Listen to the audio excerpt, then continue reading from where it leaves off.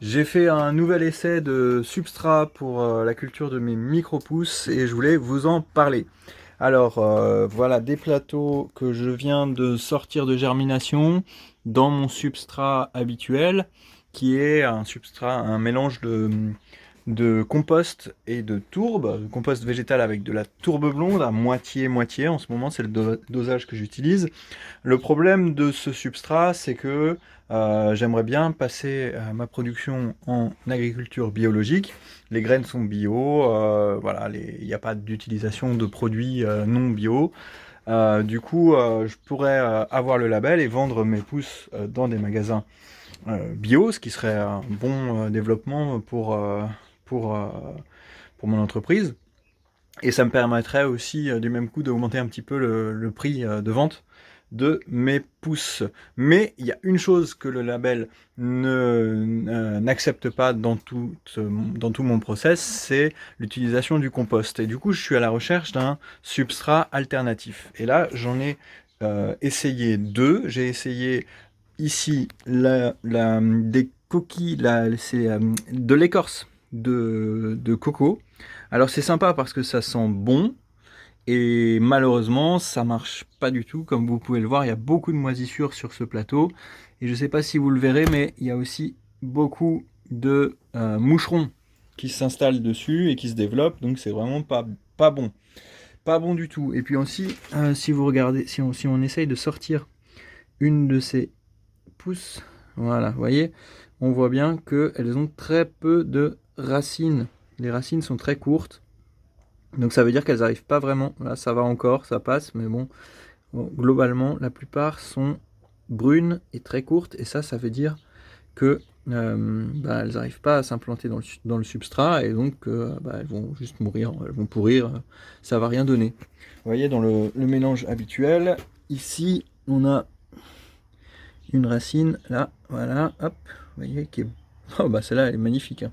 Déjà beaucoup plus longue, hein, elle touche déjà le fond du plateau là. Hop, ouais, ben voilà, faut dire que c'est un excellent substrat, hein, ce mélange de tourbe et de compost. Ici, j'ai fait un autre essai. Alors ça, c'est de la paille de miscanthus. Donc le miscanthus, c'est une espèce de roseau qui est très prolifique et du coup qui est utilisé pour faire de la paille. C'est aussi une plante vivace et du coup, ça permet de faire un bon paillage. Euh, avec une plante vivace, donc ça, avec les avantages d'une plante vivace, qu'on n'a pas besoin de le replanter tous les ans, mais du coup j'ai acheté une paille de ce miscanthus et j'ai fait l'essai, et là c'est un petit peu mieux. Déjà il n'y a pas tant de moucherons, et en plus de ça, voilà, vous voyez, il n'y a pas la pourriture qu'il y avait sur le cacao, et là c'est pas aussi bien que le mélange, mais c'est pas trop mal. Donc je vais voir ce que ça va donner. Ah, là on en a une bonne. Hop, un petit peu plus longue, mais bon, quand même vraiment moins bien que, voilà, que dans le mélange, qui est vraiment un très bon substrat. Du coup, il va falloir vraiment que je trouve quelque chose pour remplacer ce substrat-là, mais qui doit avoir la même qualité, les mêmes propriétés.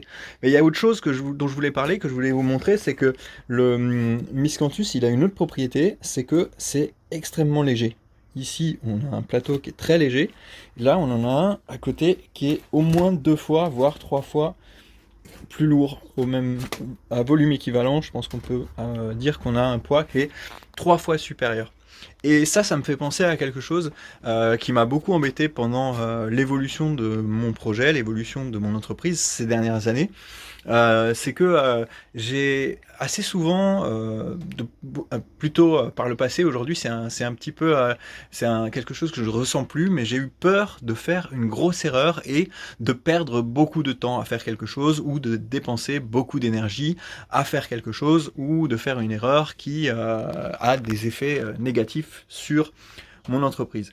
Là, si je trouve un substrat pour remplacer le compost tourbe, le mélange de compost et le tourbe, eh bien peut-être que je vais trouver un substrat qui sera 3 fois plus léger. Et ça veut dire que pendant toutes ces années, j'aurais pu utiliser ce substrat et j'aurais eu beaucoup moins de poids à porter, beaucoup moins de kilos à porter, parce que au fil des années,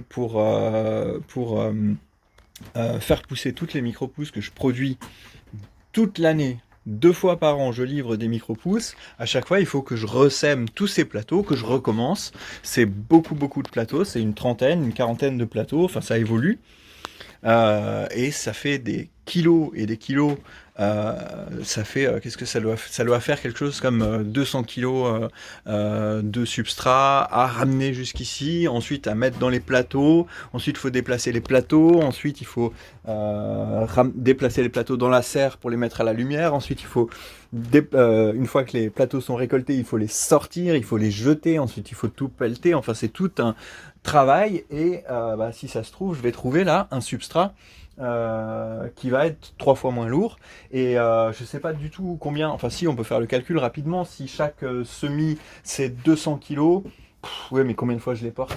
Je pense que pour chaque semis je dois porter une tonne de substrat en comptant toutes les fois où je le soulève. Du coup, ça fait, disons, 6 ans que je le fais très régulièrement, que je fais très régulièrement une centaine de semis par an. Donc 6 ans fois 100, ça fait 600. 600, ça fait 600 tonnes, à peu près 600 tonnes que j'ai trimballé à droite et à gauche. Et franchement, à mon avis, c'est bien plus.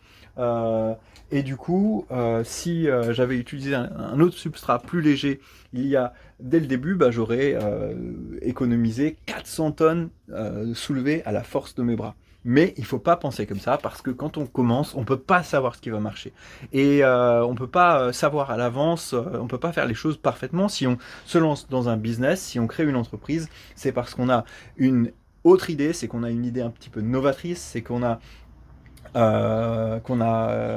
envie de se lancer dans quelque chose qui n'est pas déjà écrit parce que enfin voilà, si on a un tempérament un tant soit peu entrepreneurial et qu'on a envie de se lancer dans des choses nouvelles comme moi, voilà, j'ai inventé beaucoup de choses, j'ai dû imaginer beaucoup de choses, bah, il faut prendre le risque de faire des choses qui sont un petit peu qui a posteriori vont sembler un petit peu bêtes. Et quand je lisais récemment la biographie de Elon Musk, bah, il parlait de ça, du fait que au début de leur carrière, ils ont fait des choses qui leur semblaient être les plus intelligentes. Je crois que c'était au sujet des fusées de SpaceX, ils avaient trouvé des solutions et ils faisaient des choses et puis ils se sont rendus compte a posteriori que c'était complètement débile, que ça leur avait coûté des millions et des millions et que ça leur avait pris beaucoup de temps, mais on ne peut pas savoir à l'avance quelles sont les erreurs qu'on peut faire. Ce qu'il faut, c'est avancer, persévérer, essayer d'améliorer les choses par essai et erreur, petit à petit.